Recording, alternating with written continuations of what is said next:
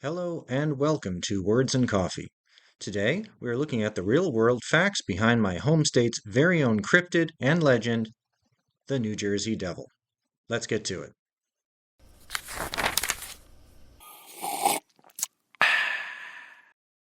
Now, this is less about your standard bogus sightings and clickbait nonsense. I mean, that does happen, but the Jersey Devil, JD, is more of a mascot. In some cases, that is literal. As far as cryptids go, it's not one generally taken seriously. I mean, in a state this crowded, where everyone owns a smartphone, you see my skepticism. But unique in the case of the Jersey Devil is the real life history surrounding its inception. We're talking rivalry, fraud, and actually a genuinely amusing flame war involving one of the founding fathers.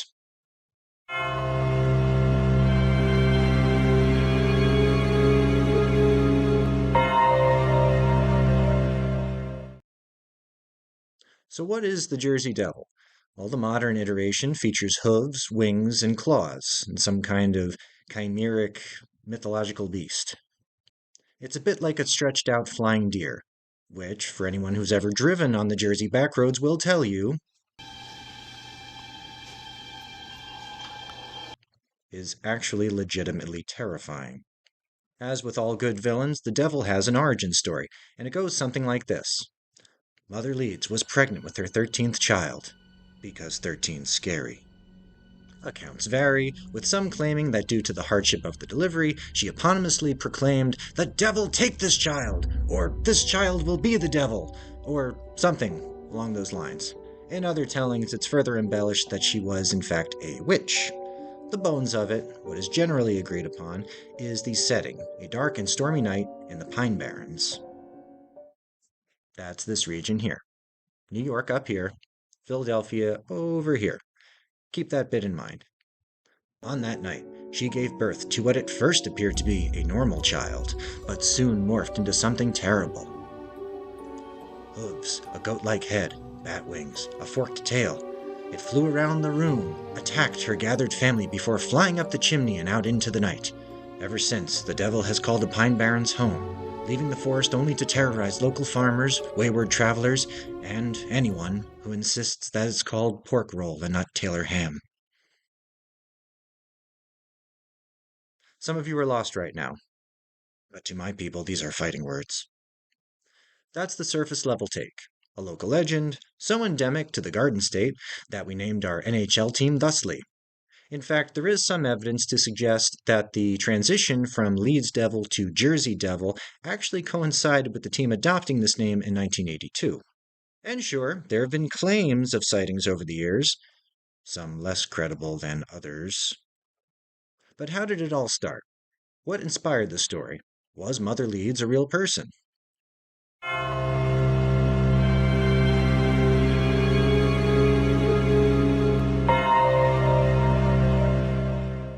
Since I've mentioned the hockey team and 1982, we're going to continue in reverse chronological order because it's more fun. As I said, JD used to be the Leeds Devil, and I'll explain why later in the video. But for right now, just keep that in your head while I introduce you to the institution of the Dime Museum, a Victorian hybrid between edutainment and a tourist trap. Meet T.F. Hopkins. I don't have a picture, so we're going to represent him like this. Around 1910, Hopkins bought the Ninth and Arch Dime Museum in Philadelphia. Dime museums were a popular, if lowbrow, form of entertainment from the mid-19th century. They often featured things like strongman exhibitions, one had a prairie dog village, sometimes musical performances, human oddities, that'd be the so-called freak show, that sort of thing. P.T. Barnum, of circus fame, had one in Manhattan until 1865, when it burned down, and he sold tickets to watch it burn. That part wasn't in the movie. Back to 1910. Charles Bradenbaugh, the museum's previous owner, sees the writing on the wall. Attendance is dropping, and he figures this is a good time to cash out. T.F. Hopkins, on the other hand, was that guy who in 2021 insisted that Bitcoin was a buying opportunity. This channel does not offer financial advice. So Hopkins buys the Ninth and Arch and soon discovers what Bradenbaugh already realized. Attendance is through the floor. Enter Norman Jeffries. Jeffries was Hopkins' publicist and a man with connection to the Philadelphia Post newspaper. He also had, shall we say, flexible ethics. In 1911, he pitched the idea to boost attendance at Hopkins Museum. They would offer the crowd something that heretofore had only been a thing of legend, but now presented in living flesh for all to see. Yes, it was none other than the Jersey Devil. Jeffries led a hunting party, and my fingers are at real risk of cramping for how hard I'm curling them into scare quotes. But the punchline here is that Jeffries allegedly found JD in the South Jersey forest, captured it King Kong style, and put it on display back at the Ninth and Arch. In reality, it was a kangaroo. An actual Outback Steakhouse, shrimp on the barbie, hopping marsupial. To his credit, he went to the trouble of painting green stripes on it, and even glued bat wings to the poor animal's back to pass it off as the thing of legend. To underscore the sheer crudeness and half-assed nature of this illusion, they only showed the kangaroo to audiences for all of a couple of seconds in a dimly lit room, before promptly ushering it back off stage. As far as hoaxes go, I'd rate this about a 2 out of 100. It was a lousy job. But why did they aim so high? Why did they pick that particular thing to try and pass off as real? I mean, the jackalope hoax would happen a few decades later, and it was certainly more convincing. Why the Jersey Devil? Why now?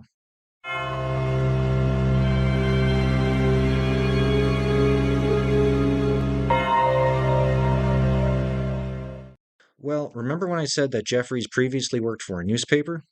The year 1909 saw a flurry of alleged sightings, and a lot of papers in the Philadelphia area were more than happy to fill up print space with headlines about a "What is it that stalks South Jersey?" Philadelphia is kind of a big city, and they were more than happy to run with a story that portrayed their neighbors across the river as backward hicks. Let's just say that the urban-rural divide is kind of a reoccurring theme in this story.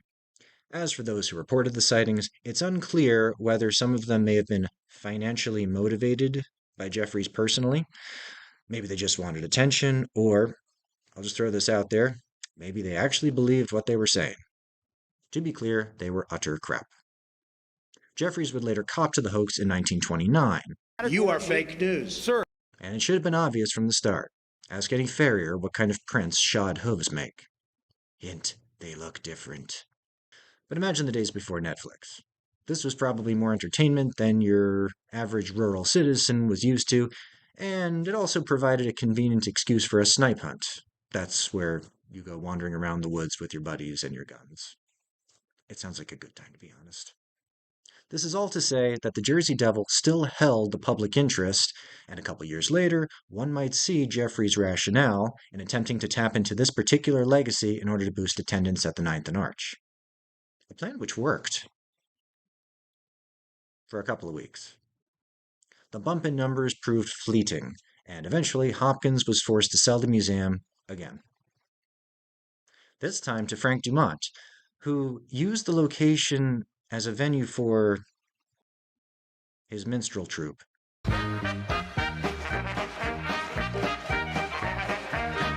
So yeah, that's a thing that happened. This was an admitted hoax. Some might call it a fraud, but demonstrates the potency of the Jersey/Leeds Devil in the public imagination. But why? How did a legend from the 1700s endure to the modern period? In that regard, the record is actually fairly straightforward, if somewhat buried.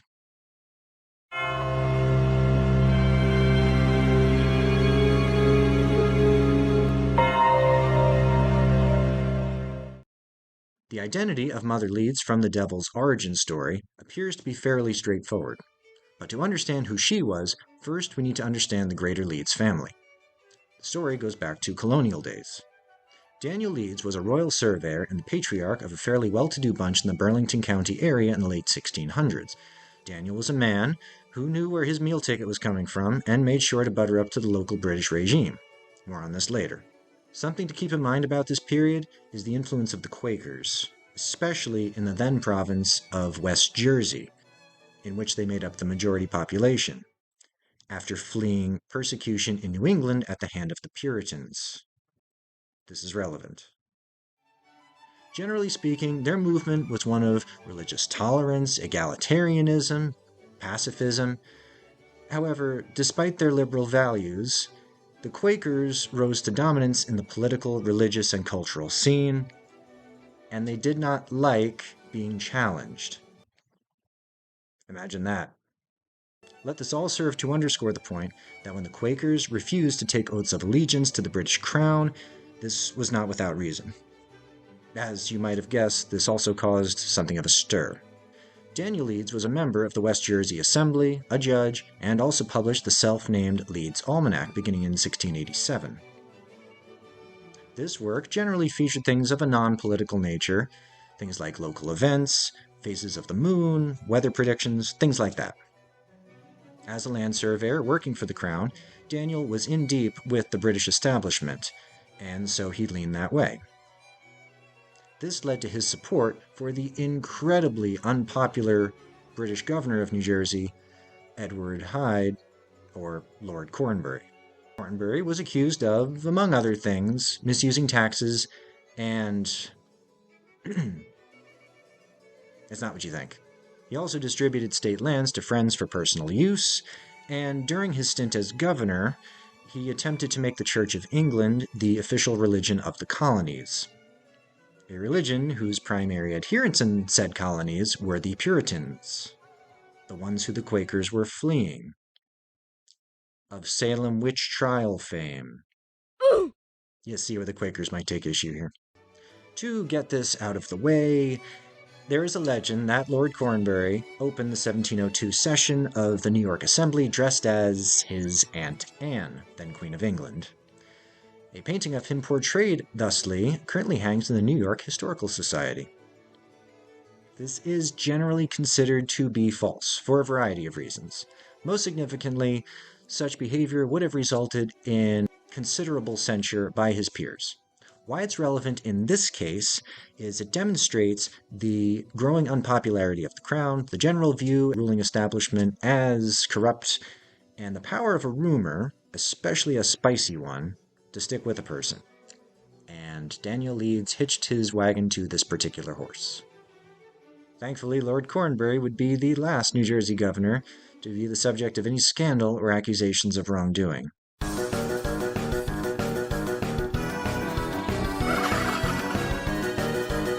So what were Daniel Leeds' actual crimes? Well, for one, he urged Governor Cornbury not to honor local elections. Specifically, he recommended against swearing in assemblymen who were voted into office by colonists, arguing that their loyalty to the crown could not be depended upon. Well, he wasn't wrong.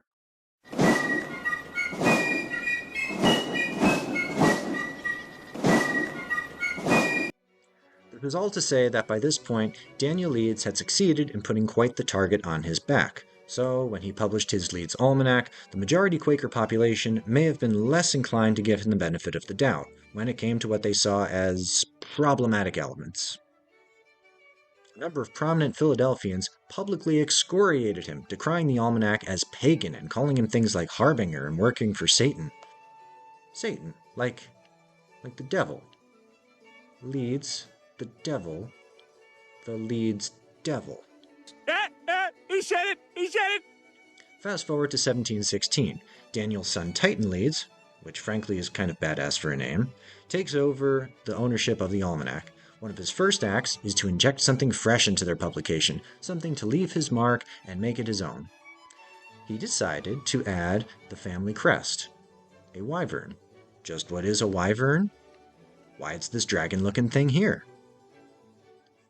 Again, you may see where this is going.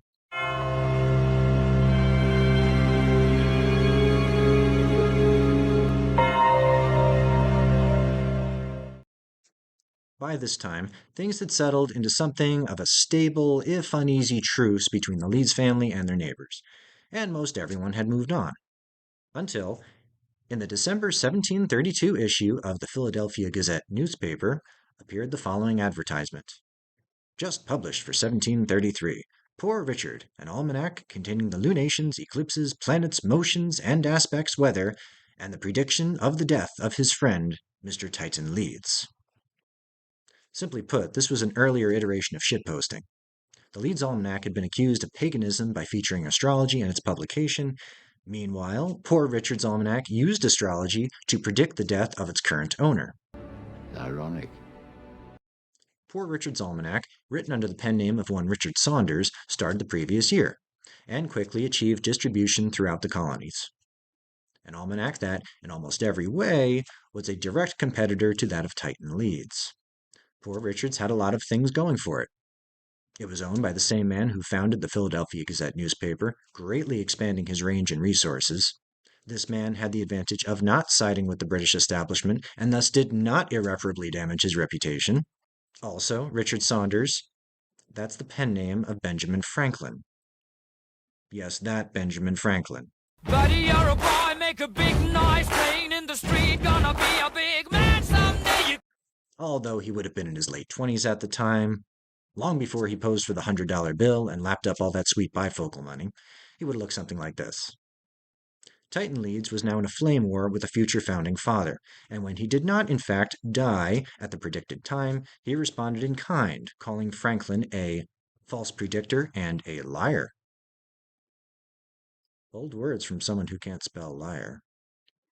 To make matters worse for Titan, Franklin bought the publishing company that actually printed the Leeds Almanac.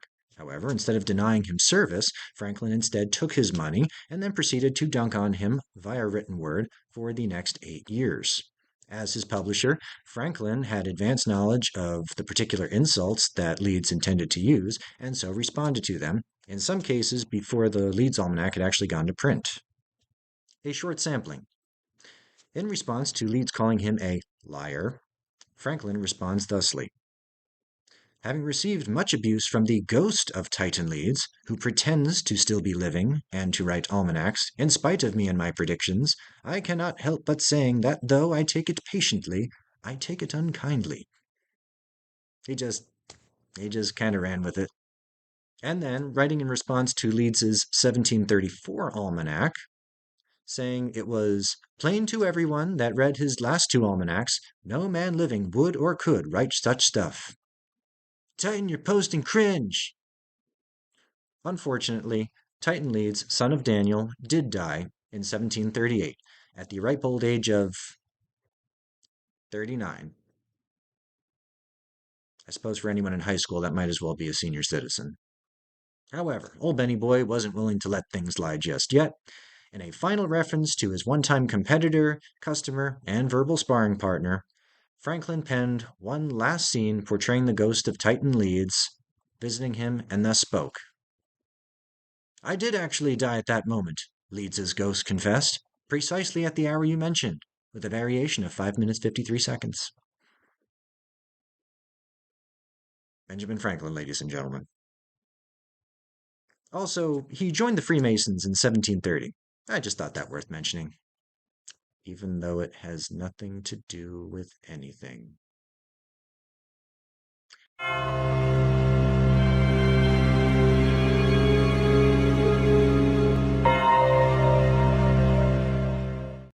So, in summary, the Leeds found themselves at odds with their Quaker contemporaries.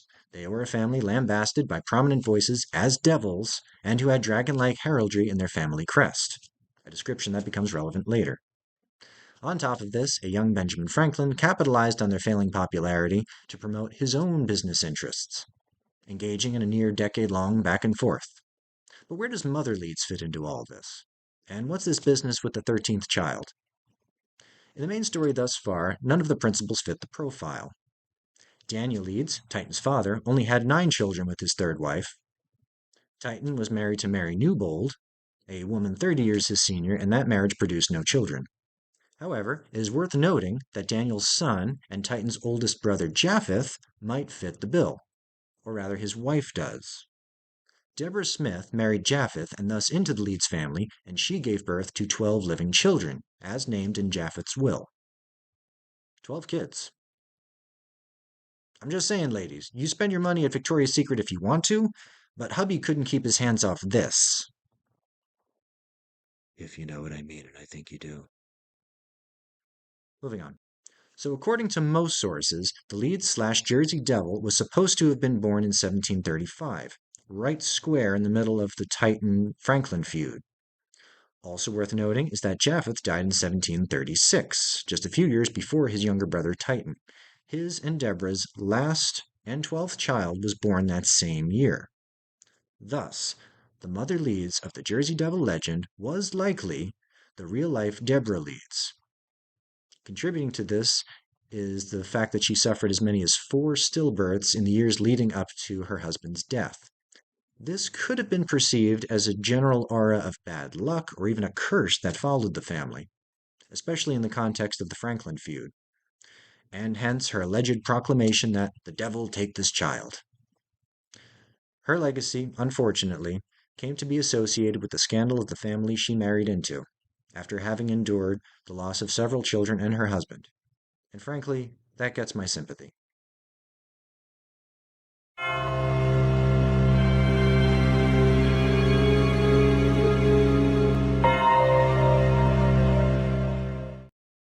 So that accounts for the Leeds, the devil, the endurance of JD as the unofficial state mascot, but a deer goat winged hybrid thing, where do we get that from? In all likelihood, it's a combination of things. First, nature can be scary. How many of you have actually been in the woods at night? There's bear and coyotes and raccoons and squirrels and shit. Do you know what a mountain lion sounds like?